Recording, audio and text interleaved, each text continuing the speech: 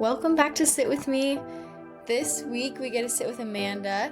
I've known Amanda for a couple years. She uses a wheelchair. She was born with something similar to spina bifida, and I'll let her tell you a little bit more about that. But she has used a wheelchair her whole life. She calls herself a lifer, and she tells us what that has been like for her. She's extremely active. She skis, she drives, she played basketball in college and still plays on a national level and is extremely active. And so we talk a lot about assumptions being made about people that use wheelchairs, and there's just so many good things in this episode. So I'm excited for you to be able to learn from her, and I'll let you sit with Amanda. My name is Amanda, and I grew up in Colorado. I was born with the birth defect that affected my T11 to my L2 vertebrae in my back. And they didn't form correctly. Instead of being like hollow and having the spinal cord go through with like tons of room and stuff, it was just like mound of bone. And my spinal cord still went through, but the top of the mound, it wasn't attached to the top of my back, the top half of my back, and it pulled and stretched the spinal cord. And so it's a little bit like spina bifida, but it's not because it didn't leave the spinal column, but it was that area was still like affected. And so basically it's caused paralysis from about my hips down. Okay. And so my whole life I've never been able to use my legs. That's all you've known. It's all I've known. To me, they've always, when I started off as a kid, they were just these useless little things Flopping that I around. didn't care about. It was bad. I originally, when I was born too, I had club feet. I had to get surgery on my feet. And then when I got surgery on my back, my feet got messed up again. They had to go back to my feet. I had to get surgery on my hips later in life because they kept popping in out of place because they weren't weight bearing, and so the pelvis wasn't formed. So I'm lucky that I've only had 6 surgeries. I know some people have had a lot more than that. But if you had club feet, but you had paralysis from the hips down, would that have caused other problems if you had left? It was mostly just looked really weird, and so they did surgery to correct it. And because they were like inwards and like slightly, not really curled, but downward facing, like it didn't really look like feet. So they did it to make it more normalized. Just to look at. Yeah. And I wore braces and casts like for a long time as a kid just to try to straighten out. I eventually gave up on braces because they weren't like straightening out my feet. And I was like, I don't need these. They're called AFOs too in the medical world, but I just didn't need them. But anyways, like I was a really active little child. I crawled around so much I'd have to wear like knee pads in the house. I also couldn't wear pants because I'd always fall off. So I wore overall dresses is what I sported a lot in the 90s. Cute. I can picture the pants So too. yeah. I was a really strong little kid. I'd go around and crawl around outside, and I'd come in and like my knees are bleeding, and my parents like, what happened? And I'm like, I don't know. I was just crawling around. Yeah, like, I don't feel it at all. Because as a kid, because I didn't feel it, I had no sense really of my legs. They were just attached to my body. Yeah. And I was super flexible and did things that I probably should not have. Yeah, that is kind of liability. Yeah. And then it's funny too, because as a little kid that used a wheelchair, I didn't really start using it till I started kindergarten. Because before then I'd either get carried around or we had a wagon instead of a stroller because there was 3 of us in under 3 years. And so it was easier in a wagon than a stroller. And I always felt so fancy, like I'd open the wagon door and let people in and be like, I'm so cool. Or I'd just crawl around places. Like when I went to like church or daycare or preschool, I would just crawl around most of the time. And it wasn't until kindergarten that they're like, okay, we need to use your chair a little bit more. Please don't make me. I'd be like, why? I'm happy down here. Yeah. And so that was an adjustment for me. And then in first grade, really started to use it more, especially since we had desks at school, sitting in it more at school and using it a little bit more, but getting out a ton still. At what point did you realize that you were like, okay, I need to use a chair? And obviously, I'm sure that you were like, yeah, not everyone's crawling around like me. But like, at what point did you hit this? For like the self-realization, it wasn't till 4th or 5th grade. Okay. Otherwise, I just was like functioning normal. And I was like, I'm just living my life. I didn't really see anybody like me that used a wheelchair when I was a kid, besides like the token wheelchair person on a TV show or something. But it just didn't really exist in my immediate community. Yeah. And so I thought I was weird, but not in like, oh, I'm so different. Just this is just how I move around. Yeah. As a kid that you're just like, whatever. Yeah. But then you start to hit 10 and up. And that's the age where you start to realize things about yourself a little bit more in the real world and become self-conscious about things. And so as a kid, I wasn't really as self-conscious and would do things that I was told. And as a kid, you're just like, yeah, okay, whatever. Don't even think about it. And then you get a little older and you're like, wait, why do I do this? It's like a really weird, terrible, fabulous time of life. Yes. And then you start realizing, like, you look at your body more and you're like, oh, and then you hit puberty and then you're like, oh, so many things. Yeah. And so when I was young, a lot of the things that we would do, like I said, I wouldn't think about it, or was just like trying to figure out what's best. I was a tomboy, but I went through a dress phase just in the fact that it was easier to wear dresses and have to worry about pants, especially because like it was just elastic pants were the best for me. Yeah. And so I wore either elastic pants or dresses for a long time. And I didn't wear like my first pair of jeans until I was in 7th grade. Love it. But I was a child of the 90s, so I was able to get away with it for a long time. Yeah, but so I did things, and like to me they were just normal. And then also in my family I was the only girl, and I just was like, oh, I'm the only girl and I have disability, whatever. Yeah. It wasn't, there were already other things that were setting you apart. Yeah. Okay. Yeah. And with my brothers, I roughhoused with them, played video games. Like we did all this fun stuff together. Don't go outside when mom's gone. Oh, I'm gonna go outside. Like Sounds like a great childhood. it had its ups and downs. It was definitely a learning experience for both me and my parents, and my siblings actually included in that, kind of how to handle things and how to go about things, because there were certain things that in our home it was normal and I could do, but out in society it wasn't really as much. And so my brothers learned a lot too in the process as well. And that's something I haven't been able to talk about like in the classes because there's not enough time, but my brothers have been really affected too by just me living my life with them. Yeah. And so, like first of all, they helped me everywhere. Funny story, I would get forgotten in the car a couple of times. If we'd go grocery shopping and someone would take groceries in and then someone needed to get my wheelchair out so I could get into my chair and get back inside. And I'd be sitting outside for a few minutes just waiting. Hello, someone come get my chair, please. But they were a little more aware of that. They knew all my bathroom stuff too, because it wasn't just only me, it was involved the whole family at times. They would help me with things. I was a little bossy as a kid, as an only girl. And You had to be. Yeah. It was your role. It was my role as a kid. But it's actually been really cool because they've all had some experience professionally working with people with disabilities. Oh. And some have continued on farther and more than with others. Cool. Something that they're passionate about? A little bit, but in just like they've been able to have that experience and work within those individuals without it being like super awkward or anything. In their normal, like it's because it's normal to them because of me. That's cool. We make a lot of jokes a lot of times, and it's so funny because when it's like someone my brother's talking to and they don't know that I use a wheelchair and they make a wheelchair joke, their faces are just like, what did you just say? My brother's, oh no, it's fine. My sister uses a wheelchair. They love that. Yeah, and it really, like one of my brothers, oh, you won't stand for that, will you? No. And if they're ever harassing me at home, they will take off a wheel and leave me just on the ground. Okay, evil. Yeah. Oh, they still did their brotherly duties. I was going to say, that's not unique to your brothers. No. And so anyways, it was part of my life and everything. I always adapted to my family. They're all really tall people and they're really active. And so I have never really lived in a quote unquote accessible house or accessible apartment, really, even. Just figure it out. Yeah. And then usually, because I'd be like the only one, as a kid, I would just naturally be like, oh, let me try this, or let me try this, or let me try this. And so I was very adaptive and didn't really see it as a problem as a kid. And I'd even do things that made it like able-bodied appearing-ish, like crossing your legs or changing position a lot when you're sitting in a spot. Some of it I didn't realize till later in life, but like that, it was so interesting to see just the effect of me being in an environment that I was, again, the only wheelchair user that I really knew and saw. Yeah. And it wasn't until I was like 7 years old that I got exposed to other wheelchair users. And I was just flabbergasted. I was like, oh my gosh, there's so many other people in wheelchairs. I had no idea. I thought it was just me. And so I'd go to the hospital and see some other kids because I had to go to Children's Hospital in Denver. But it was just so nice to not feel so different. And I couldn't fully recognize the like gravity of the situation as a kid, but now looking back, I know it really changed my life because it's just, I can be normal in this situation, but then also starting the beginnings of that process of I'm different. Yeah. And then as a kid growing up, it's your normal. And so it's this overtime adjustment. And it was in my teen years that I really started to struggle with a lot of it. Still, everyone just having to learn their bodies and what your body's going through and new things that your body goes through. And it's fun. So fun. What a time. I hate those like middle school years. And with all that teen angst and with all that teen like worry, putting a disability on top of it, trying to navigate that and figure that out was different. And there was a lot of times that I would get really frustrated that I used a wheelchair, had a disability and that my life was different and I couldn't be like everybody else. The whole teenage, woe is me, no one else is like me. They don't like me because of that. Yeah. No, but valid. Yeah. It's valid for anyone in that stage of life, but to Yeah. have this added layer, to have all that plus this. Yeah.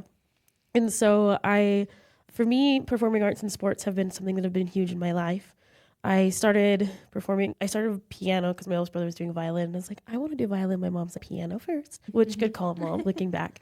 But I started piano and then I joined a choir and then I started doing violin. This was like second, Wow. third, and fourth grade. I loved it. It was all super fun. And then I started skiing. I think it was like third-ish grade. My dad would take me skiing. He would take all my siblings would go individually. So for first learning to ski, so we could be in lessons and learn to ski. And then once we all had a decent enough base knowledge of skiing, we would go together as a family. So I've been active and always moved around and done stuff, but I didn't really compete in sports until I was in high school. So you never really had a mindset of, I can't do this, because your parents were like, no, you're just going to do it. Yeah. We'll figure out the adaptive way to do this. Yeah. One of the helpful things is that my dad is a mechanical engineer. And when I was born, actually, he was working for Quickie Wheelchairs. And so just he had happenstance. Oh, of course, just happenstance.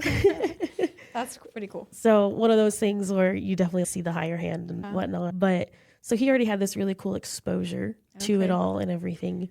And it's great because whenever I have a wheelchair problem, I'm just like, Dad. That's less and less over the years. But Yeah. Now you probably know more.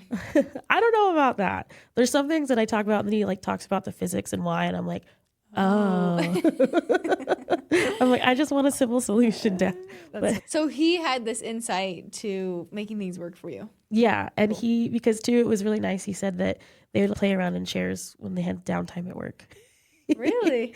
And they also played around with some chairs and like putting motors on other things. And Cool. yeah. But that kind of, I think, helped him. And it was just really great because I never felt limited by my parents. Yeah. There was a couple times when they were being parents and, oh, don't do that because you might hurt yourself. But not because, oh my gosh, my little child has a disability and I don't want them to, like, just normal. Yeah. And so I always pushed the boundaries and just was really active and had tons of fun. I know. We're going to have to get some pictures of all your toys. Oh, yeah. Would you call them toys? I would call them toys after I looking know. at them. They're intense. Oh, they're super fun. And so like now, essentially, I have lots of toys, you say. So I have a hand cycle, a road one, and a mountain bike. I have a sit ski for when I go skiing. I have a basketball chair for when I play wheelchair basketball. I have a kayak. That one's not really a special one. It's just inflatable. But yeah, I get to have all these different toys. Cool. And You have a lot of hobbies. oh, yeah, it's super fun. That's amazing. So tell us a little bit more about post-high school, some of the things and experiences that you had there. Yeah, in high school, I started playing wheelchair basketball and got involved with that stuff. And it was some really amazing things. But it led me to playing wheelchair basketball in college. So I attended the University of Illinois for 3 years and played on the women's collegiate team, which was super fun and super difficult. Yeah. We had 6:30 a.m. practice every day. I had 6 a.m. seminary in high school, so I was like, this will be fine. It's totally different, especially when you're living on your own. Yeah, I have to get there. Yeah. But we had 6:30 to 8:30 a.m. practice, and then we weightlifted 3 times a week and did like a small group workout 2 times a week, plus school, plus college. Yeah, all the other stuff. Yeah. And it was a lot, but it was things that taught it. I learned a lot of lessons when I was out in Illinois and playing wheelchair basketball. First of all, just the intensity of wheelchair basketball. It's very fundamental. So as far as sports goes, it teaches some really great skills with that. And it's nice because it's translatable to so many other different adaptive sports because those wheelchair skills are there to be able to handle a ball and a chair and move around in the exact way you want. But it's also cool because it was just a really big mental game. And so when I was playing wheelchair basketball, it was the first time I was thrust deeply into these communities that were surrounded by other wheelchair users and people that were going through so many similar things in me. As a kid, like I said, I had that wheelchair sports camp that was once a year and it was kids and there were so many different levels. But with wheelchair basketball, this was more people who were about my same level of independence or like drive of independence and roughly same level. We call it level of injury. Okay. And usually whenever someone with a spinal cord injury disability says that, refers to the back level. So I said T11 to L2. And so sometimes we talk to them, we're like, oh, what's your level? And be like, oh, I'm C5. And from that, they're like a quadriplegic and things like that. Anyways, so these were people more that were in my situation-ish. Some of them were like spinal cord injuries. Some of them were, we call them lifers, but people with disabilities like when they were born. And you call yourself a lifer. Yeah. Love it. Sometimes people tell like these really great stories. They're like, I got shot in this and I fell from this. And I'm like, I was born. It's pretty great story. Yeah, oh, so great. Anyways, and so it was just nice to have this community that I could feel so many things that I could talk about and be normal about. Because even with my parents, a lot of the stuff they were figuring out along with me and had no idea. And whenever we talked to doctors, they'd give the medical side of things, but like the life experience side of things, they were like, because they didn't live that life, which is totally fine. We can't expect everybody to know everything. Yeah. And so it immersed me in this environment that I just didn't feel weird, and I felt normal. We could talk about things that I, especially as a teenager, was like, oh, don't talk Yeah, that's huge. else. Yeah. And it was so nice, and it was really great to see functioning adults with a job and with families and stuff that like just were living their lives as wheelchair users. So your coaches were wheelchair users as well? Yeah. And that's who you're talking about? Yeah. Cool. And my first basketball coach taught me how to use the escalator. Wow. Yeah. How? You go on, you're always facing up, even if you're going like down or up, just so your front wheels are up. Because if you go down with your front wheels, you're going to probably end out, and you hold on tight to the sides. Just like, You just hold on. good luck. Yeah. Wow. This brings me to the other question too. You can drive? Yeah. And tell people what that, because Yeah. I think there's a lot of assumptions that people have about people that use a wheelchair. So. Yeah. So I can drive. I use one hand with the steering wheel, and all the steering wheel things, as in like turn signal and windshield wipers and everything. And then I have hand controls that connect to either the pedals directly or like into the system of the pedals. I have a knob, is the best way to describe it, that I'll push for brake, and then I'll rotate towards me for gas. There's a few different designs, and there's even electric hand controls now, so it's more like a video game. But Wow. I know, like, they Cool. don't see. Was this a lot more expensive? Yes. Because you have to have it like custom? Or Yeah. is it, okay. Yeah. So when Like, do you buy a regular car and they fix it up for you? Yes, Okay. typically. There's a lot of other like accessories or things that can be done in a car to make it accessible for an individual person. And that really just depends on the situation. I don't have a ramp to get into my car or a lift or anything. I just take my wheelchair apart and put it in the car Every time? every time. So how long does that take you? About 30 seconds, but it sometimes adds up. So do you transfer to your car, then take it apart? Yeah. And then, okay. Yeah. You're like, I take my wheelchair apart. I'm like, okay, this is half an hour. You're like, no, it's easy. Yeah, And then your wheelchair's light. quick release wheels are awesome. Because you just push the button on the axle and you Yeah. just pull it out. I've and then seen that with the chairs we use in our class. Yeah, it's the same thing. Technology it's a lot. Chairs are a lot lighter than they used to be. One of my heaviest chairs is my second chair, actually. Okay. Just because it was starting to get bigger, and then they had this extra stuff that really wasn't needed. But anyways, like chairs have been lighter. Cool. Yeah, and it's 25 to 30 pounds. What else can you do that other people would say that assumptions are you can't? It depends on the people you talk to. Driving's a big one. Pushing a grocery cart around, just use one hand. That was a skill I learned from wheelchair basketball when I'd push my basketball chair like around the airport and stuff. Just using one hand. Basketball chair is a lot easier to steer than the cart though. Yeah, I can imagine. Yeah. And so going up and down curbs, because there's not always ramps everywhere. Up, it depends on the situation, but down, super easy. Going downstairs, as long as there's a railing, I can go downstairs. And if they're really like far apart steps, I can pop a wheelie down like each step. But if they're like a regular set of stairs, I can't just pop a wheelie down the whole thing. Just send it. Yeah. Just kidding. I don't have the suspension on this chair for that. So when you go to the grocery store and you were pushing the shopping cart around, okay, by the time you've been in a place and you're frequenting a grocery store, you probably have less people saying, what is Yeah, generally like less people. It's just sometimes I think I'm like, wow, oh my gosh, I can't believe that you're doing this. And it's weird, but also it makes sense if you think about it. I get so much more of that in Utah. Okay. Oh my gosh, thank you. It's so cool to see you out. You're such inspiration. You're like, I'm going grocery shopping. Yeah. Don't you go grocery shopping? Whatever it is for you to, yeah. Yeah. Are people like, do you want me to go get the motorized grocery? Oh, no one's ever offered me that. I tried it one time and they're so slow. I go way faster. You're like, I don't have time for this. I don't. Okay. But not really that. But the biggest thing and with grocery shopping, and this is going to sound so stupid, but being okay with asking for help to get high objects. Okay, that's nice. Because, there's like about a quarter of the stuff in the grocery store that I can't reach. Yeah. And depending on the situation, depending on what it is, sometimes I can like reach it with the finger and knock it off and catch it. But some things you don't want to knock off and try to catch. Glass. Because, and then if they're in like behind a door, like milk, I like getting the milk that's always on the top for some reason. So I have to ask somebody because it's, first of all, you open the door and it's behind that. And then it even is like farther up and there's no way. So do you frequent a specific grocery store? Yeah. Lately, though, what's been really nice is that when you order ahead and they just bring it to your car. Like ever since what you're doing. COVID, there's been a lot of really great things that have come forth that in the disability world, we're like, why wasn't this standard? Yeah, we needed this. Yeah, forever ago. But that's one of the things is grocery pickup. And so I love being able, I use Walmart and drive Walmart and they just put it in my car and I drive away. Great. I don't have to get out, go through the store. I have to plan ahead though. I don't always do that. No, But yeah. And I'll frequent it. And the nice thing is generally people aren't always, oh my gosh, do you need help? Kind of let me try to do my own thing. Yeah, that's what I was going to say. What would you suggest to the people listening that maybe haven't interacted with people who use a wheelchair a lot? You'd say, what would you suggest? You see someone anywhere in public. Yeah, if you see someone going through something, the best thing to do is ask. Specifically with wheelchair users, sometimes it just looks harder, but it's not impossible. Yeah. Going up a hill is hard, and we're going to struggle a little bit, but it's going up a hill. When you go up a hill on your bike, you're shifted down to your lower gear and type of a thing. And asking is always the best. And if someone says no, being okay with that. Yeah. Because we don't always need, sometimes too, it's a bad day and you're like, someone's like, you want help? And you're like, no, I'm just an independent person. I'm just trying to live my life. Yeah. And sometimes it's like, you need help? You're like, oh my gosh, everything is failing today. Like it totally depends on the person in the day. Because sometimes you like someone asking you to open the door or. Yeah. One thing that I constantly, even here, when I got here, constantly get asked if I need help with is my chair getting in and out of my car. I was taking it out and this guy's, do you need help? And I was like, no, I'm good. I love it. And it's just, for me, I'm like, why would I go and do something that I know I couldn't do and just wait for someone to help me? But that's me. Yeah. No, that's a good thing to remember though. Yeah. So why would you show up at the grocery store? Why would you grab the grocery cart if you couldn't do it? Yeah.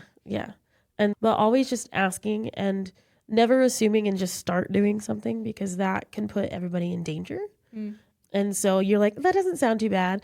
But I've been pushed in situations where I didn't need someone and I didn't know somebody was going to be pushing me. And all of a sudden they're pushing too fast or too hard and my front wheels dig in and I fall on my face. I'd say where your fingers get. Yeah. And so it's never, and it's like someone was to come up behind you and you're walking and put your hands on your butt and be like, here, I'm helping. You're like, what are you doing? It's that weird. You make a point there. They're like, oh, I'm helping you move. And you're like, you're really not. You're making me pretty uncomfortable. That's really helpful to think about. Yeah. And asking is always good. Even to, and then it comes to that weird holding door. Like, I don't know if there's an actual term for this. You know, when you open the door and you see someone and then you wait, but then it's like too long to wait. So then you're just awkwardly holding the door open. Been there. Yeah. I think we all have, especially at like really public places. In that of a situation that sometimes you might be like, oh no. But sometimes if you're just holding the door as you pass and someone's behind you, that's great. Yeah. Ironically, with the door, the worst thing to do is to stand in the door, like with your body against it and be like, I'm holding it. Because then I'd have to run over someone's toes to get through the door. Okay. Are there any doors you can't get through? Or is ADA ADA has covered a lot of stuff. It's more of just older buildings, older homes. If I had like $1 for every time I went to someone's place and they're like, I'm sorry, it's not accessible, I could probably buy an accessible house. Okay. Yeah, tell us about where you live. I live in an apartment in Salt Lake right now. And it's not technically an accessible apartment, but it has been the most accessible that I've had just because it's one floor and there's an elevator there. I wish it was the ground floor, but I was going to say, you didn't have a ground floor because 3 weeks ago, tell everyone what happened. Yeah, I got stuck in my apartment because it was a Saturday like today, and I went to go get out, and the elevator wasn't working. And it's a Saturday, so you can't get out till Monday. Yeah, and so luckily that weekend I was able to negotiate and everything was fine. There is still that fear. If I really had to get out, I could have, but I live on the 6th floor in my apartment building. Okay, yeah. And so I'd have to go down 6 flights of stairs. Again, I could do it, but it would just be very time consuming. And then getting up would take even longer. Yeah. Because to get upstairs with my wheelchair, I have to get out and pull my wheelchair up steps, go up, and pull it up further, type of a thing. And because you don't live with like roommates. No, it's just me and my little dog. Oh yeah, you have a dog. Tell us about your dog. So her name is Faith. She's totally just sleeping on a chair right now. She's the most chill animal I've ever seen. I take her on all my adventures. Sometimes I think she hates me for it, but we just had basketball nationals last weekend and I took her. You're still playing? Yes, still playing. Still love it. And she doesn't like the sound of bouncing balls. And so in the gym the whole time just shaking and Mom, why are we here? But then when I play, as long as she can see me, she's like, okay, Mom's safe. I'm safe. We're good. And she'll fall asleep on my day chair just sitting on the bench. Sweet. I love that. Yeah. So yeah, still playing basketball. Like on a team and The coaching. Wheel and Jazz, yep. And then I'm coaching a prep team, which is kids like 8 to 13 years old. So cool. What a cool experience for those kids. Oh, it's so fun. They're so cute. That's awesome. Yeah. Because how many adaptive leagues are there in Utah? Just one. As far as like wheelchair basketball leagues, yeah, it's basically one. There's kind of different levels of like competition and play, and it's grown over the years, but we have to travel to play. The closest team that matches my little prep team is in Boise, Idaho. Oh, wow. So who funds this league? Because that's pretty... We mainly work with NeuroWorks, and they're our biggest like supporter. And through NeuroWorks, we find other donors and vendors and stuff to help be able. And then also each athlete has to pay a little bit each year and pay for their travel. I was going to say, because I know how expensive a chair is, but maybe you could talk about like the world in the very vast, diverse disability. It can be very expensive. So yeah, it can be, because to get something that truly, really helps you, it needs to be personalized, because not everybody is the same. Not everybody's the same size. Not everybody's the same shape. Yeah. And not everybody's disability is the same. Even people with the same diagnosis, for instance, their disability manifests itself differently in their bodies. And so we can't all use the exact same thing. Yeah. There's general things that we can, but when you have a personalized wheelchair, for instance, it's way better. If you've ever tried to ride around one of those hospital chairs, they're insanely difficult to get around in for so many reasons. They're really bulky. They're not really made for someone to push, propel themselves. They're made to be pushed. Yeah. They have these really high armrests that are in the way, these leg things that are really long and heavy. And then the center of gravity is really far back. So turning is such a hassle. Whereas with like day chairs, your center of gravity, you adjust it to what you want, which typically around like your shoulders. It's typically around your shoulders. And you can adjust your wheel size, be like, oh, I want bigger wheels to sit up taller. I want little wheels and be shorter, and your leg length and everything. And so it's very personalized. Your cushion size is what you want it to be, your backrest size and backrest type and cushion type, all these different things that are super helpful. Some people need something that's really going to help them stay secure in their wheelchair. And some people need something that's just they can move around within their wheelchair. I have a really short backrest, for instance. As a kid, I had like a curved one, and I didn't really like it because I couldn't go backwards and do things as much. Okay. And so I have a really short backrest. Like some people are like, what? Also, they're like, where are your push bars? I'm like, I don't have any. I don't want them. Yeah. So how much would like a day chair cost? So a day chair usually costs $3,000 to $6,000, depending on what you do and all the bells and whistles you could get. What's really cool, actually, is my current day chair is from a Utah company called Not a Wheelchair, ironically enough. Oh, and yeah, they designed Big Rig, and they're in Spanish fork right now. But one of their goals is to try to make it so they can build wheelchairs that are affordable. And so this current one I paid like $1,000 for, which was like, what? How often do you have to get a new chair? Like insurance covers it about every 5 years. Okay. It depends on how fast you grow and how fast you break it. Because, okay, as an adult, you're probably not really growing. Maybe you are. No, that's correct. I'm not really. I've been done growing for a while, so it's about 5 years is the time. You can replace parts and everything and extend the life. You replace tires all the time on your chair. It's like replacing shoes. Yeah. And casters and cleaning those out. But then sometimes there's just things that it's too big of. It's like a car. Yeah. There's some things you can fix, and there's some things when it's going to cost just as much to fix it as if just to get a new car / wheelchair.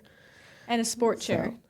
Yeah, that's usually it could be $4,000 to like $13,000, depending on the high end and what you get and everything for a chair. That's great. And typically, too, people with disabilities are in the lower income bracket. Yeah. And so it's so hard because it's not like we can just be like, I can just buy a new wheelchair when I want to. Yeah. No, insurance has to cover at least your day chair, and they don't cover sports chairs. Which makes it difficult. So usually a lot of people apply for grants or get like personal sponsors to help out with sports chairs. I got mine when I was at college at the University of Illinois. And you've had the same one? It's really old though. It's like 13 years old. It's going My coach, it's still, oh gosh, it's creaking. Like, you need a new one? I do need a new one. All right, we'll set up a little oh my gosh, please. GoFundMe through this. That would be fantastic. Dr. Z just got a whole fleet of new ones. I know, you should go sneak one. They're really expensive. A lot of people apply for grants. Some people are able to do it like out of pocket. But with chairs too, especially with sports chairs, like it depending on how much, like if you're growing as a kid, for example, you want an adjustable one, and that makes its life a little bit shorter because it's not as strong as it could be if it was like a rigid one. Yeah. And some people wear through chairs super, super quickly. Some people wear through wheels really quickly, as in the rim and the spokes on basketball chairs. Really? Well, because I'll play defense against 200-pound guys who are pushing down the court at full speed Yeah, that makes sense. and stop them with my big wheel with those spokes. And so I have a wheel that has almost all the spokes replaced. Oh my gosh. Okay, this is a random question I just had. When you go to someone's house, and say it's stormy outside, are people funny about you like wheeling into their house and say, "Oh, you got mud on your"? My dad is the only one really that's like the big. I know he's just like a clean, neat, like a clean freak-ish. No, I don't know. Like how to. I'm not trying to put him down. No, I see. He just likes to be very clean. But does that make you uncomfortable if you're like, okay, I'm in your house, but No, it just depends on the situation. Sometimes I'll ask for a towel. okay, Sometimes I'll try to just like have my chair sit in a spot while like the snow melts off of it or something instead of tracking it through. Especially if it's like white carpet. I'm like, I'm going to wait a second. yeah, And with that, I haven't really had anything. The biggest thing actually is just getting into people's places. period. Yeah, period, end of story. Because No ramps, no, stairs. yeah, most places, every single one of my family members' places that they live right now have stairs to get into their place. And- no ramp. And Do they love you? I'm just kidding. I'm just kidding. Send this to them. I'm just kidding. They do. But like I said, growing up, I was never really in an accessible house. Yeah. We had a ramp that somebody built at one house for an Eagle Scout project. Yeah. And one time when we were in a different house, we had a plumber coming in and he noticed that I was getting out of my chair and climbing up the stairs to get in the house. And he's like, "Oh, I'll build a ramp too." Oh, yeah, I know. cool. But it's never really been like just there. Yeah. Instead of apartments are accessible, but that's a huge thing. If I can't get into the apartment, I'm like, I'm not going to try to rent this apartment. Yeah. No, it's huge. Okay. Yeah, but getting into people's places sometimes is the hardest. I had this really sweet experience, so I want to share real quick Yeah, about please do. a friend, two friends back in Illinois. I knew them before they were married, and they're married now. And they have a house in there, and I went to visit a few weeks ago, Illinois, and I visited them. Oh. And she sat me down, and I actually got this house because I knew that you'd be able to get into it. And I was like, oh, stop. Wow. That was so nice because it was just like a little tiny curb, Yeah. and that was it. Not stairs and crazy stairs in, and it was really cool. That is really cool. Yeah. Just things we don't think about. We don't have to think about. Yeah, you don't have to. Yeah. And Until so- I invite you over and I'm like, okay, now what do I do? Yeah. And so that's usually a very typical reaction. Oh yeah, come on over, we're doing this. And then either right before or even at like when I arrive, they're like, oh, this isn't Think about this. accessible. Yeah. So what would you do for the typical just few steps entering a house? If That's probably they're not too big of a deal. no, if they're close together, I would either have friends help just lift me or I'd get out and pull my chair up. Yeah. If it's like raining, I won't do that, or snowing because then my butt gets wet. Not worth it. Not worth it, no. Okay, tell me where you have found belonging. Where have you found belonging? Where have you felt the most seen, and what was it about that? Definitely within the wheelchair basketball community, just because like there's others that have things that, like me, that are going through things, and then I've been able to help glean experience off and apply to my life, and then I've tried to pass it on as well. But just like how certain things that we can talk about and it's not weird. It's just like bathroom things that we're going through or driving things or whatever. And so a lot of things that just typically we don't share with a random person on the street. Yeah. But that when someone's going through the exact same thing, or they're like, oh yeah, when this happened to me, or when I was doing that, I used this. And you're like, oh, I never thought of that. And so it was just really cool. And you could talk about these things and not have to feel weird about, have you guys ever experienced this? And they're like, oh yeah, I totally have, type of a thing. That's cool. Yeah. And it's just been really great to be surrounded by other wheelchair users. And so, That's cool. yeah, you can find that in a lot of adaptive sports, but I just specifically found it with wheelchair basketball. Yeah. Okay. Is there anything you feel like is really important that you would like to share? Biggest thing is interacting with people. Just treat them as people. Like everyone has all these different experiences in life. Disability is a demographic that can happen to anybody at any time. And so you can enter it tomorrow, today, Yeah. whatever. But not trying to say that to scare people and be like, make things more accessible, but just to be aware, and just that it's one of the most constant changing and overreaching. Because I have, with my own demographics, I am a cis white female that uses a wheelchair with a disability, and I have depression, and I'm LDS, and all these things that combine and just make me who I am. Yeah. But there's all other individuals that kind of fit some of those, but not all. But at any time, we're pretty similar in some of those things. That you could, if you were to have an accident, have an injury, and have a disability, all of a sudden that puts us in a whole different connection spot. Treat people as people. Yeah, that's the biggest thing, is because we all just want to be treated like people. At least I hope so. So yeah, are there any examples or stories you can think of when people didn't treat you like a person that would be helpful for us to learn from and not make the same mistake? Yes. One of the probably biggest examples was just like, I went to Florida on a school trip one time and we were in Universal Studios. And I went with two of my friends. We were going around the park and we were like, let's go through the singles rider lines because there's three of us and we don't really care if we're sitting next to each other. And we went on the Spider-Man ride and we got stopped in the single rider line and the worker came up to us and looked at my two friends who are able-bodied, who are able-bodied people. Sorry, I know, because able-bodied is not even totally accurate because people have disabilities invisible. So anyways, they were walking ambulatory and the worker looked at my two friends and said, you guys can't come up here. And they looked at the worker and they were like, why? And then the worker said to my two friends still, they won't accept her, meaning me. And I was like, what do you mean? And the worker still had not looked me in the eye and looked at my two friends and it's their steps and they won't accept her. And so it was just like, I wasn't even being addressed at all in any way, shape or form.